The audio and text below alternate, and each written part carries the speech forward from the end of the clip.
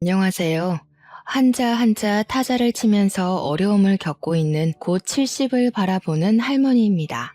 제가 헤쳐 지나온 세월은 참 무심하게도 빠르게 지나갔고 이야기를 풀자면 너무 길어질 것 같습니다. 오늘 올려볼 사연은 제 며느리 이야기인데요. 고부간의 갈등이 있었던 건 아니지만 한순간의 오해로 틀어질 뻔한 우리 둘의 사이를 잘 이겨나간 이야기랍니다. 자랑도 하고 싶고 속내를 털어놓고 싶은 마음에 이렇게 대나무숲 같은 공간을 찾아와 사연을 올려봅니다. 글자를 쓰는 게 오래 걸려서 어느 세월에 사연을 다 털어놓을 수 있을까 싶은 마음이 들지만 그래도 노력해 보겠습니다. 제 이야기를 끝까지 들어주시고 응원의 한마디를 남겨주시면 마음이 참 따뜻해질 것 같습니다. 제 나이 60에 얻은 며느리는 정말 누구보다 예쁘고 귀했습니다. 서울에서 나고 자랐다는 우리 며느리는 진도에서 전복 양식장을 하는 우리 집까지 머나먼 길을 내려와 인사를 드리고 왔죠. 서울 깍쟁이일 줄 알고 처음 만나기로 한 날 엄청나게 긴장을 했었는데 제 예상과는 다르게 너무나도 복스럽고 귀여운 아이가 찾아왔습니다. 웃으면 눈이 반달처럼 바뀌는 그 아이가 제게 인사를 하는데 정말 천사가 내려온 줄 알고 두 눈을 비비기까지 했습니다. 저를 보자마자 어머님 잘 지내보아요 하면서 손을 딱 내미는데 뽀얗고 고사리 같은 그 손이 참 귀여워 보였습니다. 손이 너무 예뻐서 이 손에 어떻게 물을 묻히고 살림을 하나 싶었습니다. 걱정이 이만저만이 아니었지만 그게 시집살이를 시키겠다는 그런 느낌은 전혀 아니었고요. 귀한 우리 며느리 손이 나처럼 투박해질까봐 걱정이 되었던 거였죠. 나는 우리 아들이 서울에서 직장 생활을 하다가 만난 여자라고 하길래 양식장을 운영하는 우리 집을 탐탁지 않게 생각하면 어쩌나 고민을 했습니다. 서울에서 직장 생활을 하려면 여간 똑똑한 게 아니고서야 힘들다고 옆집에서 하는 이야기를 들었거든요. 그런데 우리 며느리는 그런 생각을 했던 저를 완전히 바보로 만들 정도로 착한 아이였답니다. 저한테 틈틈이 진도에 내려올 테니 맛있는 거 많이 해달라고 웃으면서 이야기를 하는데 간이고 쓸개고 다 빼다 줄 수 있을 것 같았습니다. 싹싹하기도 하고 착하기도 하고 생긴 건 서울 사람 깍쟁이 같은데 말이죠. 오죽하면 주위 주민들이 서울 계집애는 드세다는데 큰일 난 거 아니냐고 며느리한테 휘어잡혀 사는 거 아니야? 하다가도 우리 며느리랑 대화 몇 마디 나누면 바뀌더라고요. 서울 사람이라도 다 사기꾼은 아니네 하면서 사람 참 잘 들어왔다고 우리 아들 칭찬을 많이 해주었죠. 첫인사 온 날 제가 부랴부랴 전복도 구워주고 자연산 미역줄기 따다가 말려 초무침도 해주고 새우도 구워주고 했죠. 그런데 그런 맛있는 음식들 다 뒷전이고 제가 끓인 된장찌개를 한 입 딱 먹더니 우리 며느리가 눈물을 줄줄 흘리는 게 아니겠습니까? 맛이 이상하냐, 뭐가 마음에 안 드냐, 문제 있냐고 놀래서 물어보니까 그게 아니라요 하면서 이야기를 하더라고요. 우리 며느리가 지금 할머니랑 둘이 살고 있는데 할머니가 끓여준 된장찌개 맛이 난다는 겁니다. 갑자기 할머니가 보고 싶어서 눈물이 차올랐다고 말을 하더라고요. 그 이야기를 듣는데 돌아가신 우리 엄마 생각도 나고 저도 눈물이 났어요. 할머니께서 치매도 오시고 몸도 안 좋으셔서 지금 요양병원에 있다고 이야기를 하는데 가슴이 아프더군요. 우리 집 된장은 제가 다 일일이 메주를 써서 만든 거거든요. 비슷한 맛이 나기 힘들 텐데 할머님 음식 솜씨가 정말 좋으셨나 보다 했죠. 그러니까 또 배시시 웃으면서 우리 할머니 음식 솜씨가 끝내주긴 했어요 하더라고요. 상처일지 모르겠지만 부모님은 돌아가신 거냐고 물어보니까 고개를 끄덕이더군요. 맞벌이셔서 어릴 때부터 할머니랑 집에 둘이 살았는데 주말마다 부모님이 오셔서 자기를 데리고 갔다고 하더라고요. 일이 워낙 불규칙하게 돌아가는 바람에 어쩔 수 없이 할머니 손에 자랐다고. 그런데 주말에 자기를 데리고 가기 위해서 부랴부랴 운전해서 할머니 집으로 오는 도중에 교통사고를 당하셨다고 하대요. 상대방의 졸음운전으로 일어난 갑작스러운 사고라서 정말 정신이 없었다고, 그날 일은 다시 생각해도 기억하고 싶지 않다고 했습니다. 보험금을 어찌저찌 수령하기는 했으나 할머니께서 많이 노쇠하시고 그날을 충격으로 몸이 아파지기 시작했대요. 그래서 좋은 요양병원에 모시고 싶은 욕심이 있어서 병원비로 죄다 쓰고 있다고 하더라고요. 그러면서 저한테 우물쭈물 이야기를 하대요. 자기 정말 가진 거 하나도 없는데 이 집에 시집을 와도 괜찮겠냐고요. 우리 아들이면 더 좋은 집안 사람 만날 수 있지 않겠냐고, 정말 부족한 자기라도 예뻐해 주실 거냐고, 제가 눈물을 훔치면서 무슨 그런 말을 하냐고 타박을 하는데 우리 남편이 그러대요. 아가야, 이 전북 양식장이 되다 얼만지 아나? 우리 매출이 얼만지는 알고 며느리 하나 못 먹여 살리겠나? 우리가 돈이 없어서 좋은 집안 여식을 드리고 싶은 마음이 있고 그런 거 아니다. 사람이 됨됨이가 되고 서로를 보듬고 아낄 줄 알아야지. 그런 건 걱정 마라, 알겠지? 그 말에 우리 며느리가 또 엉엉 울대요.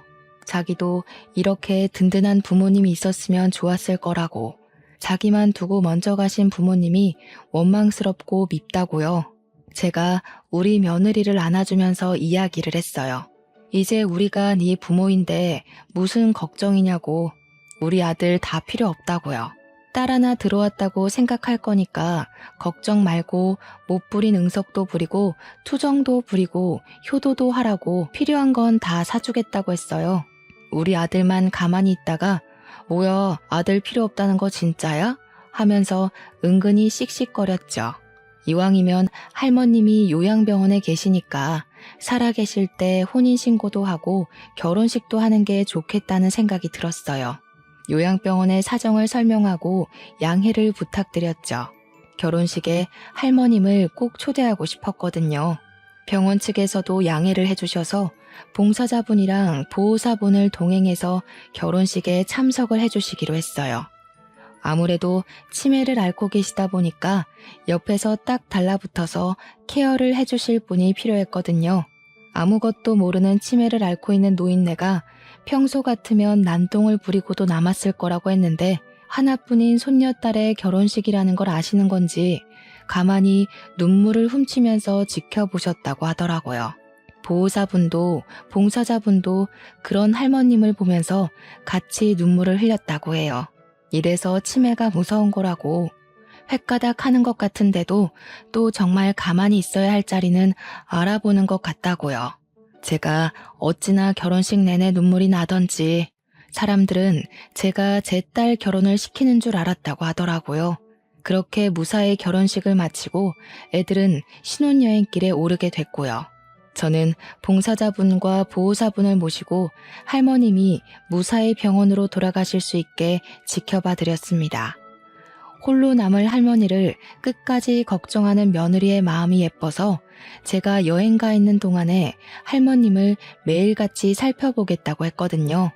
우리 남편도 그 마음이 이해가 가는지 저와 함께 요양병원 근처에서 며칠간 지내며 할머님의 동태를 살폈습니다. 무탈하게 신혼여행도 잘 다녀왔고, 글쎄 그 조그마한 손으로 뭘 그리 많이 사왔던지 영양제 같은 걸 많이 사왔길래 우리 며느리 화장품도 사고 옷도 사입고 하지 뭘 이런 걸 사왔냐고 은근히 꾸짖었죠. 그러니까 저한테 오래오래 건강하게 사셔서 자기 된장찌개 평생 끓여달라고 하더라고요. 그 말이 얼마나 예쁘던지. 제가 어찌 우리 며느리한테 싫다고 하겠습니까? 애들이 서울에서 일을 하고 생활을 하다 보니까 욕심만큼 자주 볼 수는 없었죠. 그래도 또 간간히 보는 재미가 쏠쏠하더라고요. 매번 아들 내외가 온다고 약속을 잡으면 하루 전날부터 시장통을 털어서 장을 보고 요리를 준비하곤 했습니다. 제가 빠르게 움직이는 걸 보고 주위에서도 저한테 아들네 부부한테 정말 극성이라고, 이거 다 며느리 거냐고 놀래시더라고요. 며느리가 예뻐도 너무 예뻐서 다 주고 갈 거예요 하면 복 받은 거라고 낄낄거리면서 웃고요. 며느리가 그렇게 예뻐? 하기야 그 집 며느리가 복스럽게 생기기도 했고 애가 야무지게 말도 잘하더라. 하면서 동네 주민들이 칭찬을 해주셨어요. 그때마다 제 어깨가 얼마나 으쓱했는지 우리 며느리가 참 인간다운 면모를 동네 사람들에게 잘도 보여줬구나 했죠. 우리 옆집이 승철이네라고 하나뿐인 아들 이름이 승철인데 글쎄 고놈이 이혼을 하고 고향으로 돌아와 백수로 지내고 있거든요. 매번 승철 엄마가 그렇게 우리 아들 서울에서 고생을 하다가 이제 막 쉬러 내려온 거라고 했단 말이죠. 제 눈에는 그냥 집에서 허구한 날 게임이나 하는 반푼이 같아 보였지만요. 우리 며느리 자랑을 동네방네 했더니 그게 배알이 꼴린 건지 뭔지 그래봐야 며느리는 한철이라고 입을 삐죽이 대요. 자기네 집 며느리도 똑같이 알랑방구 끼고 살랑살랑거리다가 결국 바람나서 이혼한 거 모르냐면서 마치 너네도 똑같이 될 거야 라는 식으로 말을 하대요. 나 참 누구 얼굴에 소금을 뿌리는 건지 어이가 없어서 실랑이를 벌였죠. 서울 가신 아들 암만 잘해줘봐야 소용없다니까. 글쎄 뒤돌면 다 까먹고 언제 그랬냐고 입 싹 씻는다고. 그러니까 그리 정성스럽게 차려줄 필요가 없어. 그냥 대충대충 하고 바람이나 안 나게 간수해. 누가 지금 네 집 걱정을 하는 거야? 승철이 간수나 잘해. 언제까지 백수 생활하면서 집에서 쌀이나 축낼 거래?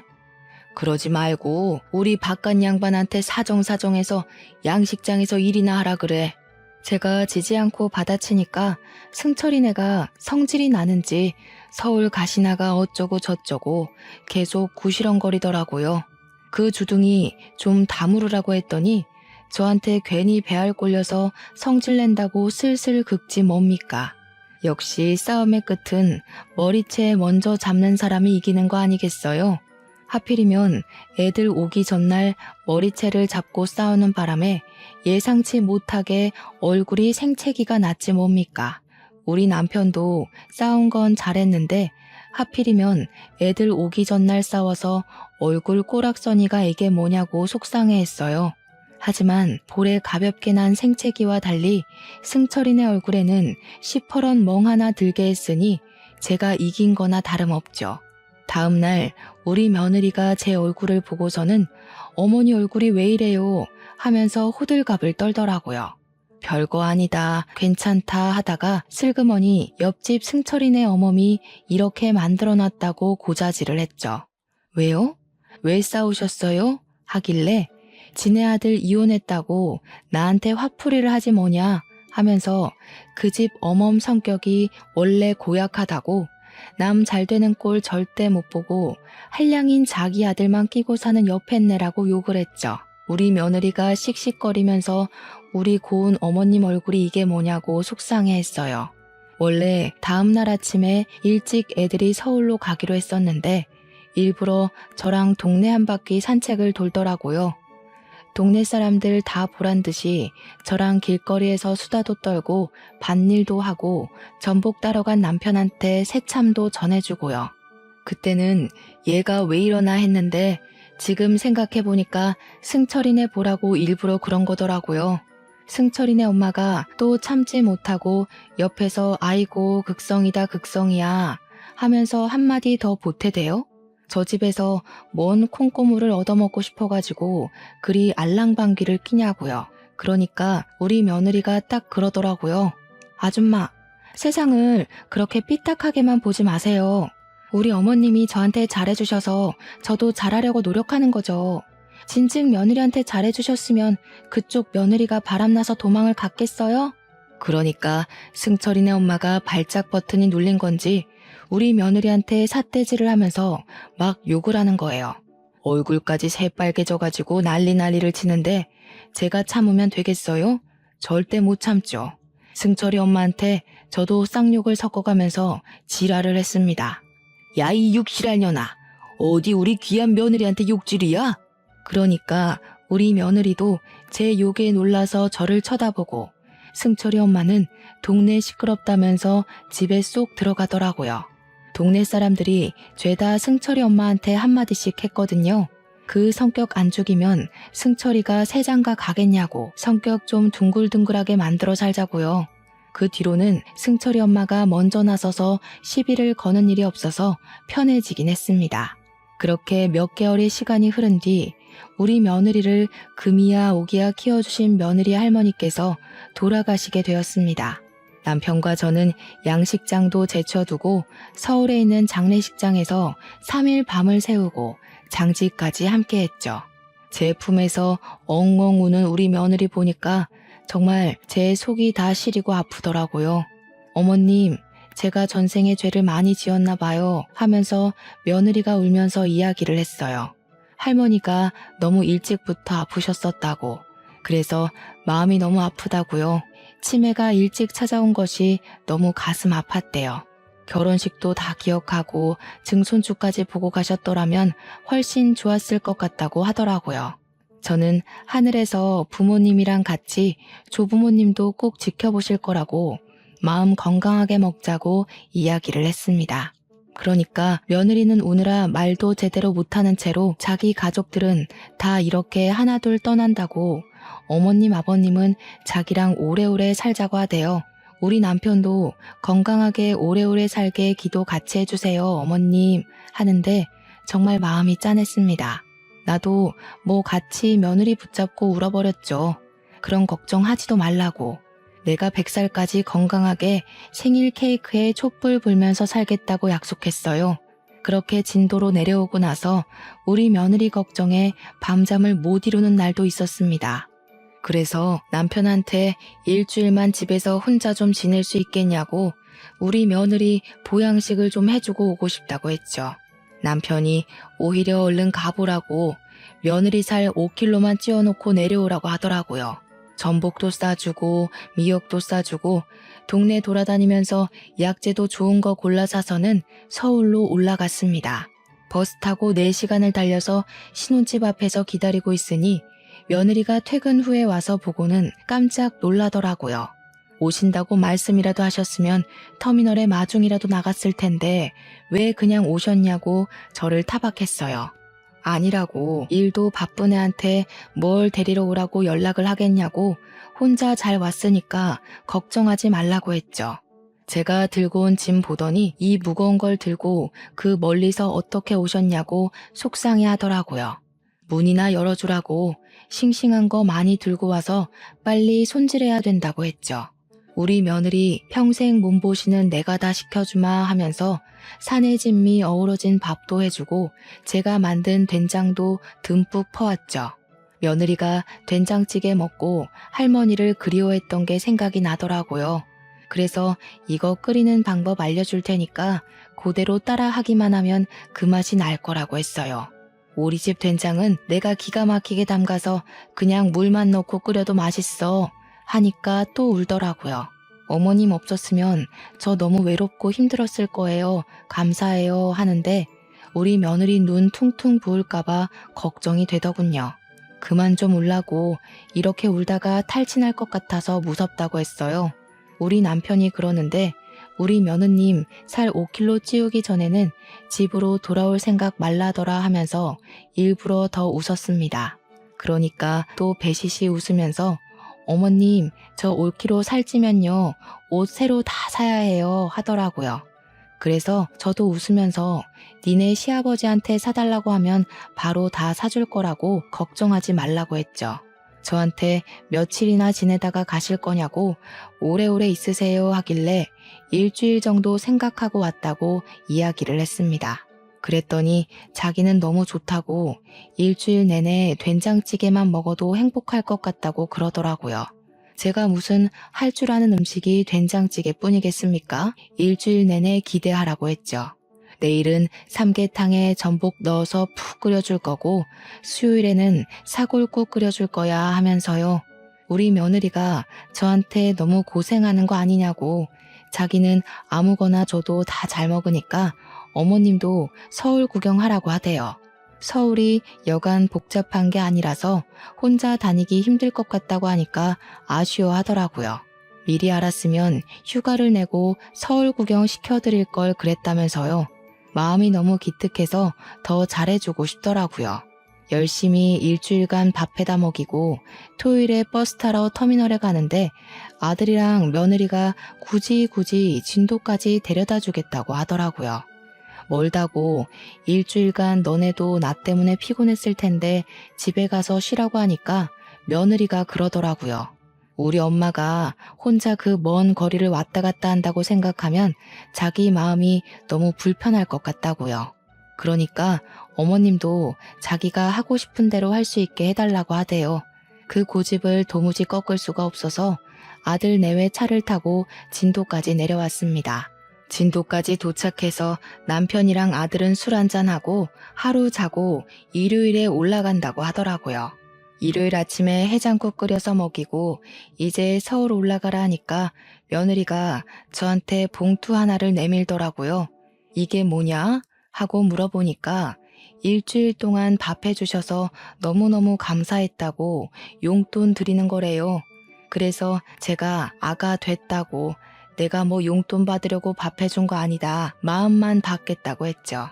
제 마음이에요. 제발 받아주세요 하면서 살랑살랑거리는데 우리 바깥 양반이 거참 애들 바쁘다는데 빨리 받아도 하더라고요. 제가 못 이기는 척 받아서는 액수를 세보니까 무려 50만 원이나 넣어두었더라고요. 애들도 애 낳고 살려면 돈 많이 모아둬야 할 텐데 애들 보내고 바깥 양반한테 이야기를 하니까 애들이 무슨 돈이 있어서 그리 많이 넣었냐고 하더라고요. 그러니까 하고 대꾸를 했더니 며느리 계좌번호 알고 있지? 거기로 100만 원 용돈 쓰라고 넣어줘 하대요. 좋은 생각이다 싶어서 며느리 계좌로 100만 원을 넣어줬죠. 요즘은 바로바로 알림이 가서 확인이 가능한지 며느리가 바로 전화를 해서는 어머님 하고 소리를 치는 거예요. 이 돈 뭐냐고. 무슨 돈을 100만 원이나 넣으셨어요 하길래 차비다 했습니다. 나도 내 마음대로 하려니까 그 돈 너 다 써라 했죠.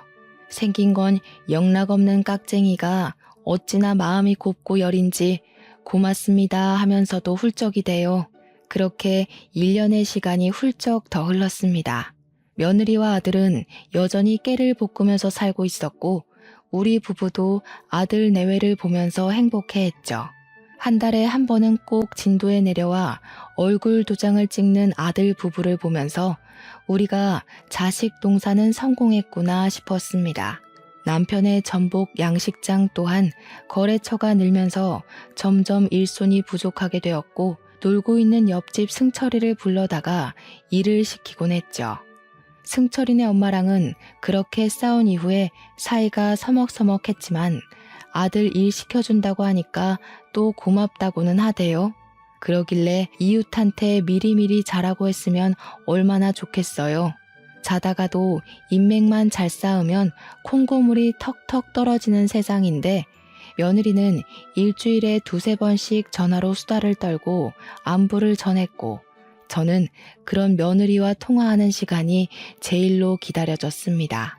그러던 어느 날 상기된 목소리로 전화가 와서 급하게 전할 이야기가 있으니 주말에 찾아오겠다고 하더라고요. 무슨 일이라도 생겼나 싶어서 주말까지 잠도 못 자고 며느리만 기다렸죠. 며느리는 저를 보자마자 어머님 아주 좋은 소식이에요 하더라고요. 우리 며느리가 글쎄 임신을 했다는 것이었습니다. 아직 7주 차라 심장 소리밖에 못 들었는데 엄청 빨리 뛴다고 하면서 어머님 너무너무 보고 싶었어요 하더라고요. 진도까지 왜 내려왔냐고 우리가 서울로 가면 되는데 했더니 하루빨리 소식을 전하고 싶었대요. 입덧은 없니? 하니까 다른 건 모르겠고 제가 끓여준 해물 뚝배기가 너무 먹고 싶었다고 하더라고요. 새우랑 전복이랑 동죽 쪽에 팍팍 넣어서 된장 육수 내어가지고 끓이는 그 해물 뚝배기가요. 진도에 있는 내내 해물 뚝배기를 끓여주고 서울로 애들을 올려보냈습니다. 며느리가 저한테 너무너무 행복하다고 하더라고요. 뱃속에 자기 피가 섞인 새 생명이 있다는 사실이 죽을 만큼 좋다고 했습니다. 그 뒤로 우리 며느리는 임신 기간 내내 진도에 자주 찾아왔습니다. 저랑 같이 제가 만든 작은 텃밭에서 방울토마토도 따다 먹고 고추를 따기도 했고요.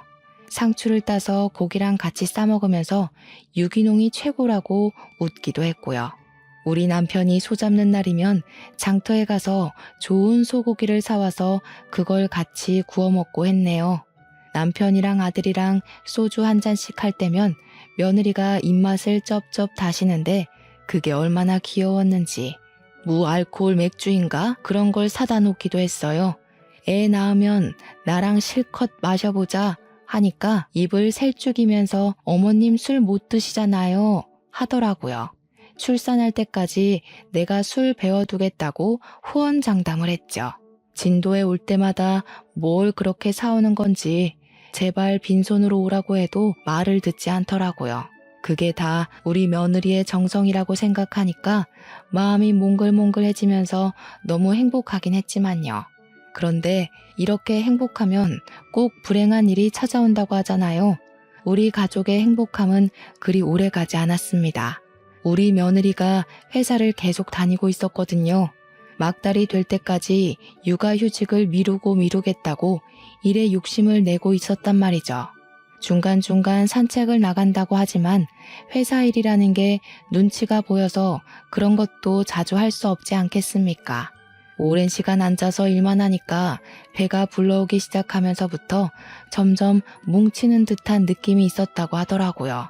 임신 7개월 차에는 다리도 많이 붓고 배 뭉침이 심해지는 것 같아서 걱정이 되고 있었는데 회사에서 앉았다가 일어서는데 글쎄 머리가 핑 돌더랍니다. 살도 적당히 잘 찌고 있었고 몸 관리도 잘하고 있긴 했는데 병원에서 아이가 주스보다 조금 작다고 하긴 했었대요. 그래도 아직 막달이 되지 않았고 막달에 애들이 쑥쑥 큰다고 해서 별 걱정은 하지 않고 지냈다고 하더라고요. 입맛이 돌 때는 확 돌아도 평소에는 당기는 게 별로 없어서 끼니를 자주 거르기도 했고 그러다 보니 빈혈기가 갑자기 왔는지 그대로 회사에서 쓰러지고 만 것이었습니다. 문제는 쓰러지면서 의자에 배를 부딪혔는데 그때 아이가 충격을 심하게 받은 건지 운이 나빴던 거라고 의사 선생님은 말씀하시더라고요. 갑자기 자궁이 심하게 수축을 했고 양수가 터져버리고 만 것이었죠. 회사에서 일어난 일이라 사람들이 급하게 119를 불렀으나 신속하게 처치가 이루어지지 못했대요. 조산을 하게 되었고 응급처치도 늦어버렸고 병원에 이송이 되어서 아이를 꺼냈을 때는 이미 아이가 숨을 쉬지 않게 된 후였던 거죠. 우리 며느리는 7개월 동안 품었던 아이를 한순간에 잃어버리고 만 것입니다. 저는 밭일을 하고 있었고 남편은 양식장에 있다가 연락을 받고 바로 서울에 있는 병원으로 달려갔습니다. 아이에 대한 생각보다는 우리 며느리 어쩌면 좋냐고 며느리가 괜찮아야 하는데 하면서 발을 동동 굴렀죠. 몇 시간이 지나고 나서야 겨우 서울에 도착해서 입원해 있는 며느리를 딱 봤는데 며느리가 눈물 한 방울도 흘리지 않고 멍하니 저를 바라보고 있더라고요. 저한테 어머님 아기가 없대요 하는데 제 가슴이 찢어지는 듯 했습니다. 배를 만지면서 이 뱃속에 3개월은 더 버텨줬어야 할 우리 아이가 이제는 없대요 하는데 정말 며느리의 처절함이 뼛속까지 깊게 새겨지는 기분이었습니다. 눈물도 그리 많던 우리 며느리가 울지도 않고 있으니 제 속이 썩어 문드러졌죠. 오히려 제가 엉엉 울면서 아가야 괜찮다 괜찮아 네 몸만 건강하면 그걸로 된 거라고 이야기를 했어요. 그러니 며느리가 아니라고 고개를 절레절레 젓더라고요. 어머님, 내 가족들은 전부 죄다 죽어나가요. 제가 도대체 무슨 죄를 지어서 나한테 이런 시련이 오는 걸까요? 나는 왜 제 피가 섞인 가족을 두면 안 되는 걸까요? 저는 무서워요. 이러다가 어머님도 아버님도 남편도 다 잃어버릴까 봐요. 저는 며느리의 두 손을 꼭 잡고 이야기를 했어요. 애는 또 가지면 된다, 응? 아이는 다시 찾아올 거야. 그러니까 너무 상심하지 마. 나는 평생 여기 있을 거야. 내가 우리 며느리 지켜줄게. 며느리는 며칠 동안 말을 잃어버린 사람처럼 입을 떼지 않았습니다. 그 뒤로 아들은 회사에 출근을 해야 했고 남편은 전복 양식장을 계속 돌봐야 하는 시기였기에 제가 며느리 옆을 지키기로 했죠. 우리 며느리는 저와 함께 서울에 있는 집에 들어가서도 말을 한마디도 하지 않고 밥도 먹지 않고 무기력하게 지냈습니다. 너무나도 기력이 없어서 제가 쓱 밀면 툭 쓰러질 것 같은 사람처럼 굴었어요. 하루 종일 소파에 앉아 멍하니 천장만 바라보고 이제는 툭 튀어나오지 않은 배를 어루만지기도 하고요. 처음 일주일은 그럴 수 있지 하고 넘겼고 2주일째엔 제가 눈물을 흘리면서 며느리를 위로했습니다. 3주째에는 제가 억지로 밖으로 끌고 나가면서 바깥 공기를 쐬자고 했지만 며느리는 시체처럼 가만히 있었고요. 한 달째에는 저도 많이 지치고 말았습니다. 며느리의 마음이 회복될 때까지 기다렸어야 했는데 제가 며느리에게 화를 내고 말았어요. 아이는 또 가지면 되지 않겠니? 너네 결혼 생활에 아이가 그 아이 하나이려고? 그 말이 끝나기 무섭게 며느리가 저를 확 째려보면서 소리를 치더라고요. 제가 며느리를 본 이후에 처음으로 보는 모습이라 덜컥 겁이 날 정도로 무서웠습니다. 저에게 고함을 지르면서 어머니 가세요. 진도로 내려가시라고요. 옆에서 이렇게 귀찮게 하지 마시고 내려가세요. 저 신경 쓰지도 말고 제발 없는 사람 취급하면서 그렇게 사시라고요. 하는 겁니다. 저도 감정이 북받쳐 올라서 며느리의 말에 시비를 걸고 말았죠. 나는 뭐 여기 있고 싶어서 있는 줄 알아? 다 너 보살피려고 이러고 있는 거 아니니? 너는 내가 우습지? 고마운 줄도 모르고 어떻게 진도에 내려가서 신경도 쓰지 말고 살라는 말이 나와? 격해져 버린 감정은 주워 담기에는 많이 흘러넘치고 말았습니다. 제가 소리를 지르면서 같이 이죽거리니까 그제야 며느리가 참았던 눈물을 뚝뚝 흘리더라고요. 한 달 동안 울지도 않고 꾹꾹 참았던 애가 제 말에 눈물을 펑펑 쏟더군요. 아직 제 마음속에는 죽은 우리 아이가 생생하게 그려진다고요. 그런데 아이를 잃은 어미한테 어떻게 애를 더 낳으면 된다고 이야기를 하실 수 있으세요? 저만 산다고 이 더러운 세상에서 삶이 사라지나요? 가슴에 묻은 아이를 어찌 그리 빨리 잊으라고 하실 수 있냐고요. 며느리는 원망이 가득 담긴 목소리로 저에게 조곤조곤 이야기를 시작했습니다. 며느리의 이야기를 듣는데 쥐구멍에 숨고 싶을 정도로 제가 부끄러워졌어요. 아이를 잃은 어미한테 제가 참 모진 말을 했구나 싶더라고요. 무려 제 뱃속에 7개월 동안 살아 숨쉬고 있었어요. 제가 쓰러지지만 않았어도 배를 부딪히지만 않았어도 지킬 수 있는 아이였다고요. 제 머리가 띵 하고 울리는 것 같았습니다. 저랑 남편은 그저 며느리에게 갈 애가 간 것이라고 사고였을 뿐이라고 의사도 운이 나쁜 거였다고 하지 않았냐 위로했거든요. 며느리는 자기가 쓰러졌기 때문에 아이가 그렇게 된 것이라고 생각을 하더라고요. 자기가 살인자라고 악을 쓰면서 우는데 제 생각이 짧아도 너무나도 짧았던 것이었죠. 며느리 얼굴을 보고 하루하루를 더 지내는 게 곤욕스러웠던지라 저도 그 자리를 피하고 싶었습니다. 아들에게 조심스럽게 이야기를 하고 저는 며느리를 피해 진도로 내려왔습니다. 남편은 저에게 아무런 말도 하지 않았어요. 제 마음도 이해를 하고 며느리의 심정도 이해가 간다고 했습니다. 아들은 자기가 마음 추스릴 수 있도록 옆에서 힘이 되어줄 거라고 병원도 데려가 보고 할 테니까 너무 걱정하지 말라고 했어요. 하지만 와이프가 먼저 연락을 할 때까지 연락은 삼가고 기다려주셨으면 좋겠다고 이야기를 하더라고요. 그때부터 저랑 남편은 우리 며느리가 하루빨리 쾌차하기를, 추스르기를, 마음이 건강해지기를 기다렸습니다.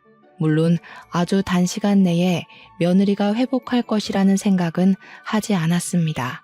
아이를 잃은 부모의 심경을 모르는 제가 어찌 그리 가볍게 속단할 수 있었을까요?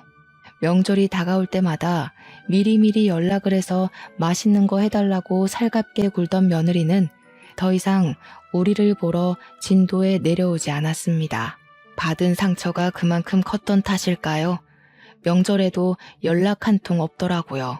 아들만 슬쩍 진도에 내려왔다가 밥도 먹지 않고 인사만 올리고 서울로 다시 돌아가 봤어요. 얼굴이 피곤해 보여서 하루 자고 가라 하고 이야기를 해도 금방 올라가 봐야 한다고 하더라고요. 며느리는 정신과 치료를 병행하고 있다고 했습니다. 엄청난 무기력증과 우울증이 동반되는 바람에 입원 치료까지 권유를 받았다고 했어요. 당연히 회사에도 병가 처리를 하고 길게 쉬기로 했고 약도 한 움큼씩 먹는다고 하더라고요. 남편은 그런 며느리가 너무나도 걱정이 된다고 했습니다. 저와 남편은 잘 이겨낼 수 있을 거라고 아들을 다독였고요. 우리 아들이 죽어가는 얼굴로 와서 인사만 쏙 드리고 서울에 올라가니까 방정 맞은 옆집 승철이네만 신이 났습니다. 저한테 슬그머니 와서는 염장을 있는 대로 지르더라고요. 거봐, 그 집도 이혼 안 됐지? 잘하는 며느리라고 해봐야 3년을 못 간다니까. 우리 예전 며느리 봐봐. 3년도 안 돼서 이혼했잖아. 아무튼 서울 것들이 다 그렇고 그렇다니까. 야, 이 정신 나간 옆에네야. 우리 며느리가 아파서 못 온 거다. 너는 아픈 사람한테 그런 말을 하고 싶니? 그러면서 제가 승철이 엄마 머리채를 잡고 악을 쓰면서 등짝을 막 때렸습니다. 제가 지랄 연병을 떠니까 동네 사람들이 죄다 나와서 저를 말리는데 제가 발길질까지 하고 난리를 쳤죠. 승철이 엄마는 제가 이렇게까지 반응을 할지 몰랐는지 어이없다고 황당하다고 하더라고요. 자기가 무슨 못할 말을 했다고 이렇게 개패듯이 패냐면서 경찰을 부르겠다고 하더라고요. 경찰? 불러봐. 어디 한번 누가 이기나 보자. 이왕 경찰 불러서 연병 떠는 거 한 대만 더 맞고 불러라 이년아. 네가 경찰을 불러서 고소를 하네 뭐네 하는데 나도 너 명예훼손으로 고소할 거야. 제가 막 엉엉 울면서 이야기를 하니까 우리 남편도 다가와서는 한 번만 더 우리 며느리 욕하고 다니면 다 뒤집어 엎어버릴 거라고 경고를 했어요. 집에서 한량백수로 놀고 있던 승철이가 우리 양식집에서 아르바이트를 하고 있었잖아요. 그걸 들먹이면서 두 번 다신 승철이를 양식장 근처에도 못 오게 하겠다고 하니까 그제야 우물쭈물 하더라고요. 뭐 그 집 며느리가 아픈 걸 알았나 몰랐지 이러면서요. 저와 남편은 끈질기게 며느리가 다시 연락을 해올 날이 다가오기만을 기다렸습니다. 아들이 원했던 대로 절대로 먼저 연락도 하지 않았고요. 간간히 아들에게서 듣는 며느리 소식으로 만족해야만 했죠. 그렇게 1년을 기다리고 2년을 기다렸습니다. 우리 며느리는 점차 호전이 되고 있는지 아들이 전화하는 횟수도 진도로 내려오는 횟수도 늘어났습니다. 아들의 근심이 가득했던 얼굴도 점차 활기를 찾기 시작했고 집에서도 며느리랑 대화하는 시간이 늘었다고 하더라고요. 며느리는 오랜 병가를 지속할 수 없어 결국 회사를 그만두게 되었다고 했습니다. 일에 참 열심이던 며느리가 이렇게 허무한 퇴직을 하게 되었다고 하니 제 마음이 싱숭생숭했죠. 자기가 높은 자리까지 꼭 올라가서 여성 임원이 되는 게 꿈이라고 했었거든요. 그래도 회사를 그만둔 지금 명상도 하고 운동도 다니면서 건강을 찾으려고 노력 중이라고 하더라고요. 병원에서 받아 먹던 약도 많이 줄어들었고 병원 가는 횟수도 이제는 많이 줄었다고 소식을 전해왔습니다. 그래도 아직까지는 진도에 내려올 용기가 나지 않는다고 아들에게 미안하다고 했다네요. 우리는 아들에게 괜찮다고 우리 며느리 잘 보살펴주라고 이야기를 했죠. 아들이 서울에 올라가 보겠다고 인사를 하는데 문득 된장찌개를 좋아했던 우리 며느리 얼굴이 생각이 나더라고요. 그래서 잠시만 기다려보라고 하고는 된장을 큰 통에 듬뿍 담아서 아들 편에 들려보냈습니다. 며느리가 우리 집 된장 좋아했었잖아 하면서 이거 먹고 기운 차리라고 전해달라고 했죠. 새로 띄운 메주로 만든 된장이라 쿰쿰한 맛이 덜해서 찌개에 끓여 먹기 딱 좋았거든요. 그렇게 아들이 서울에 올라가고 그날 저녁 늦게 2년 만에 우리 며느리한테서 전화가 걸려왔습니다. 제가 화들짝 놀라서 이게 꿈인가 생시인가 고민을 하다가 전화를 받았죠. 예, 아가 하면서 전화를 받았는데 제 목소리가 사시나무 떨리듯이 떨리더라고요. 우리 며느리가 훌쩍훌쩍 하더니 이내 엉엉 울면서 어머님 죄송해요 하더라고요. 그 목소리를 듣는데 저도 같이 눈물이 났습니다. 얘 도대체 뭐가 그리 죄송하니? 내가 네 마음 하나 헤아리지 못해서 막말을 했다 내가. 괜찮다. 얼굴 안 보고 살아도 되니까 우리 며느리 마음 건강부터 되찾자. 응? 며느리는 계속 꺼이꺼이 소리를 내면서 울다가 버텨낼게요, 살아낼게요 주문을 외우듯이 말을 하더라고요. 저한테 건강하게 지내고 있으라고 꼭 아프지 말라고 이야기를 하고는 전화를 끊었습니다. 그렇게 전화라도 하니까 정말 마음이 사르르 풀리더라고요. 사실 저도 사람인지라 가끔 원망도 하긴 했거든요. 제가 뭘 그리 잘못했다고 유난을 떠나 싶기도 했고요. 그래도 저는 또 끈질기게 며느리를 기다렸고요.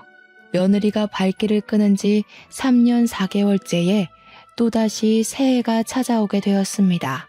그날도 우리 아들 혼자 오겠거니 하고 버선발로 나가 기다리는데 우리 며느리랑 같이 진도에 내려왔거든요. 저는 며느리의 얼굴을 보고도 믿기지가 않아서 입을 떡 벌리고 있었습니다. 며느리가 저한테 아버님, 어머님 늦어서 죄송합니다 하는데 제가 며느리 등짝을 아주 살짝 소리가 나게 때렸어요. 죄송하다는 말 그만하지 못해? 너 죄송할 거 하나도 없다. 잘했다. 그만 울어 정말. 너네 조부모님 사돈어른 첫째 아이 할 거 없이 다 나한테 쌍심직 하겠다. 그랬더니 며느리가 저한테 드릴 말씀이 있다고 하더라고요. 덜컥 겁이 나서 무슨 일이냐고 물어보니까 저한테 초음파 사진을 쓱 내밀더라고요. 저 둘째 임신했어요. 지금은 정신과 약도 다 끊었고 가끔 심리 상담만 하러 가요. 어머님이 주신 된장 먹고 정신 차렸어요. 감사합니다. 저는 그 초음파 사진을 들고 엉엉 울었습니다. 둘째가 찾아왔구나. 아이고, 귀한 우리 둘째가 찾아왔어. 하면서 발을 동동 구르는데 며느리가 쓱 다가와서 그러더라고요. 어머님, 잘 보시면요. 그 안에 셋째도 있어요. 우리 며느리가 겹경사로 쌍둥이를 임신한 것이었습니다. 저는 우리 며느리 없고 동네라도 한 바퀴 돌고 싶었지만 혹시 배가 눌릴까봐 그냥 살짝 안아만 주었습니다. 지금은 벌써 시간이 후다닥 흘러서 며느리가 임신 8개월째를 넘겼습니다. 쌍둥이들이 무럭무럭 자라난 덕에 9개월 차에 진입하자마자 제왕절개 수술을 통해서 출산을 한다고 하더라고요. 그래서 다음 주에 서울에 올라가서 우리 딸 같은 며느리 산후조리까지 제가 수발을 다 들어주려고 합니다. 며느리의 소원대로 우리 가족 건강하게 오래오래 행복하게 살 수 있도록 모두들 기도해 주시기 바랍니다. 며느리의 무사 출산까지 응원 부탁드립니다. 제 사연을 들어주신 여러분 감사합니다.